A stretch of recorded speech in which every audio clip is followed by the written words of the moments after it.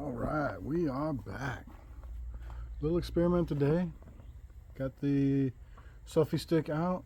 See if I can get the chickens in the video.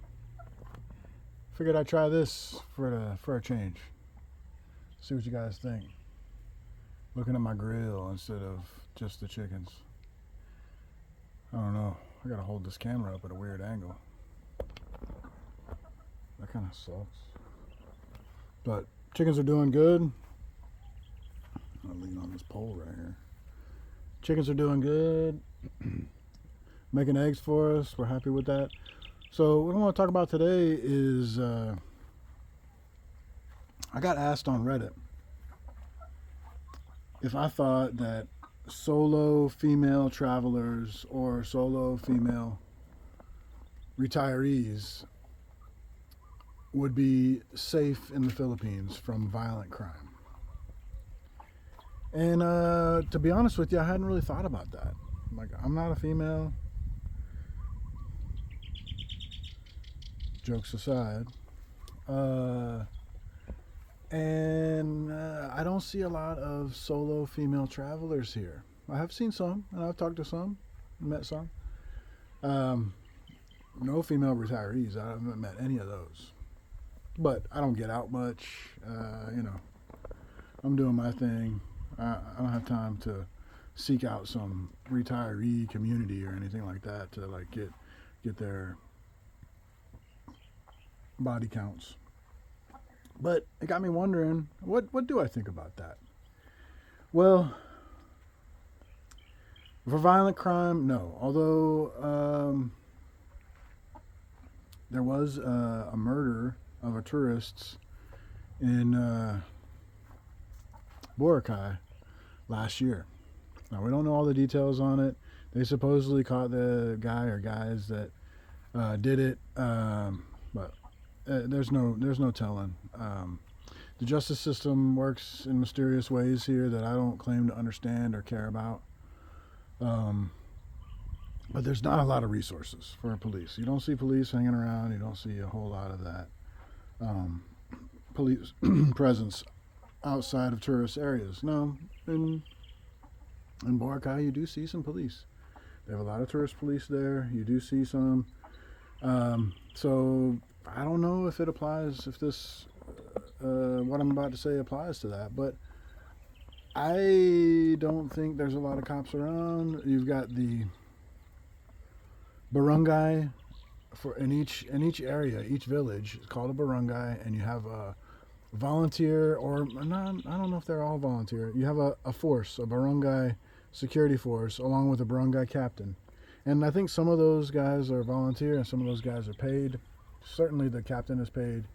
So they manage the money for the barangay and do improvements and all that. And they also try to keep the peace and sort out domestic issues before they need to be discussed with the police, to try to keep some of the workload off of the cops. They handle stuff internally. And I've dealt with the barangay captain before. Not because I was in trouble, but I had a concern. And there's no issue. They're good at what they do. And they're elected officials. But back to the female tourists, solo expats. I think that the Philippines is as safe as you make it. If you're a person that has problems with the police, you're going to have problems here. Okay? If you're a person that gambles and doesn't pay gambling debts, and look, I don't know any females in my whole life. I've never known any females with this issue. But what I'm just getting to the point here is, if you've got problems with the cops, you're going to have problems with the cops here. If you've got problems with the law, you're going to have problems with the law here. If you got problems with people, if you have social issues and you want to be a Karen and you want to do whatever it is that makes you happy that involves talking down to people and abusing people, you're going to have problems here, okay? Just like you'd have problems in your own country. So if you avoid dangerous areas of any city in any state in the U.S. or any country in the world, if you're going to a dangerous place at 2 a.m., you're probably not safe, okay? And that goes for anywhere. Well, for example, I'm dating my current wife. She's my girlfriend, and we're in Qatar, and she has a midnight curfew. She's got to be home at midnight because she's working for Qatar Airways, and they had curfews for their employees, which was silly. But the fact of the matter is, that's the rule. If you want to stay there and work there, you don't break the rules. So, um, she called it buzzer beating. So everybody would show up to the company supplied dorms at 11:58 and be a line for all the staffs trying to get in before midnight. Okay, but I would send her home from my apartment, and she walked down the street at midnight in Qatar, and never an issue, zero issues. You got to know your area. Would I do that in East LA? Hell no. I wouldn't do that in East LA. I wouldn't do that where I'm living now in the Philippines. I would escort her. But in Qatar, it was no issue. There's no crime to speak of there. I go away for 2 weeks on vacation or a month. I didn't even lock my apartment. I didn't lock my apartment when I slept there in Qatar. I could have been clubbed like a baby seal in my sleep and not know a thing about it and be dead. I wouldn't be any the wiser because I didn't lock my door. I could have been violated. Anything. Never happened. Never had anything stolen. Never knew anybody that had anything stolen. Never had any violent crime. Nothing. There just wasn't any of that over there in a country pretty much run by immigrants, migrant workers. So, you want to get political and talk about the migrants in the U.S.? No. They're not a problem, okay? They're there. They want to stay out of trouble. They want to keep the gravy train running. They want to send money home. Qatar is a perfect example of that. Kuwait's a perfect example of that. Saudi Arabia is a perfect example of that. All of these countries are pretty much run by outsiders. And they don't have safety issues, and they got a bunch of migrants. Well, the Philippines isn't like that. They don't have migrant workers here. The Philippines actually exports most of the migrant workers around the world. They're called OFWs. And, I'm diverging from the point again. But the fact is any country in the world is as safe as you want to make it. Some are more dangerous than others. Philippines can be a dangerous country. If you're in the middle of Manila, 3 a.m., looking for trouble, and you piss somebody off, or if you got a gambling debt, or if you owe somebody money, or if you can't handle your emotions and you talk down to people, or you piss somebody off, or whatever happens, you're banging somebody's sister or cousin, you do somebody dirty. It could be anything. If you're looking for trouble, trouble will find you. If you're staying out of those areas, staying out of trouble, treating people with respect, doing the right thing, you could be a victim of a crime just like anybody else, but your possibilities are reduced. And so there's that. Okay, so the answer is the Philippines is safe.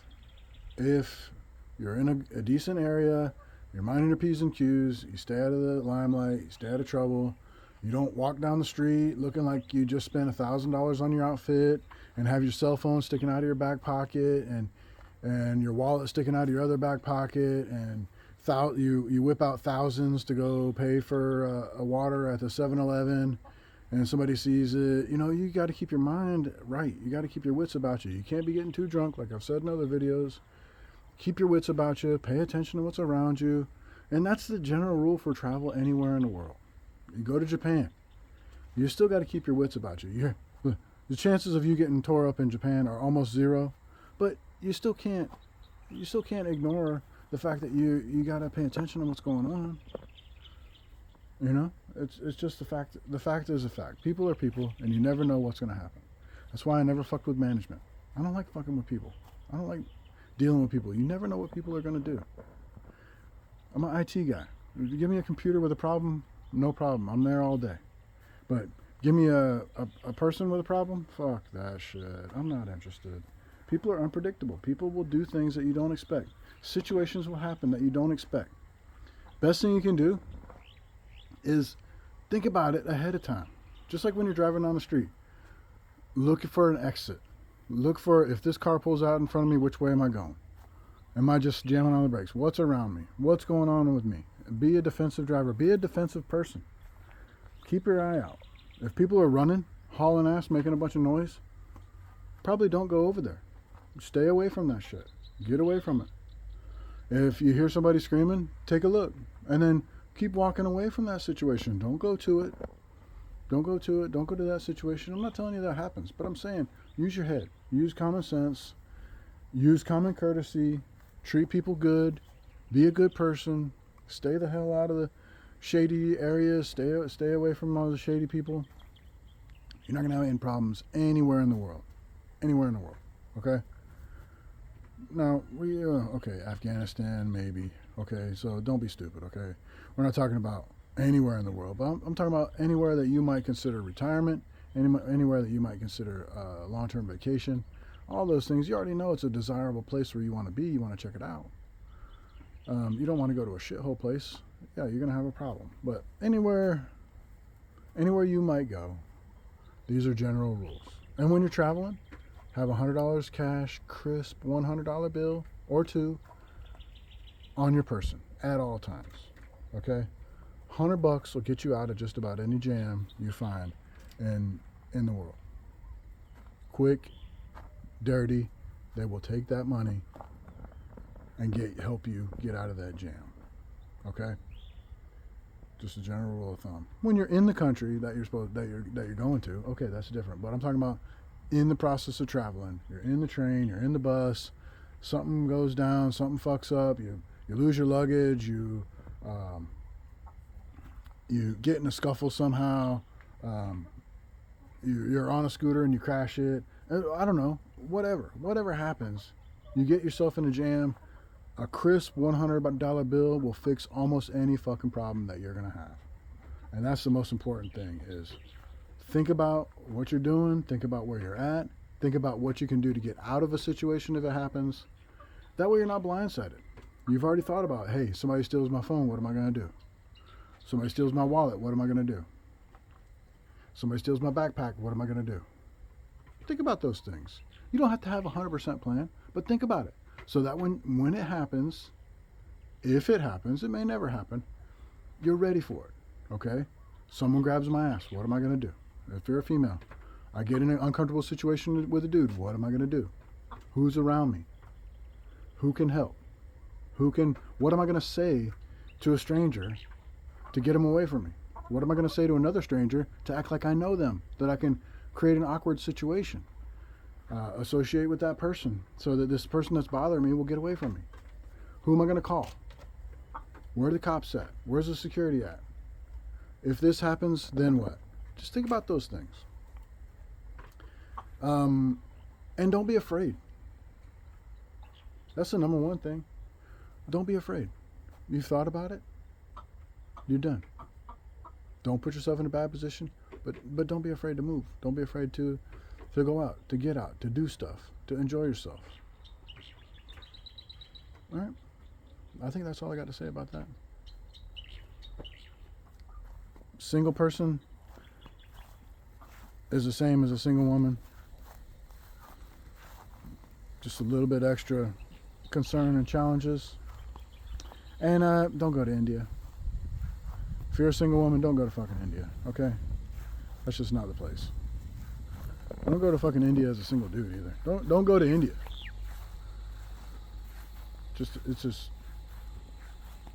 It might be cool.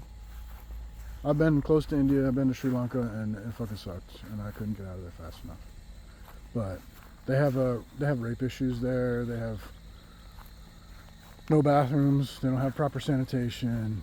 You're gonna be pissing out your ass if you eat anything there. These are just facts. It's proven facts. Look them up. So, yeah, it's dirt cheap. It's for a reason. All right, y'all. Be good at it. Like, comment, subscribe. See you.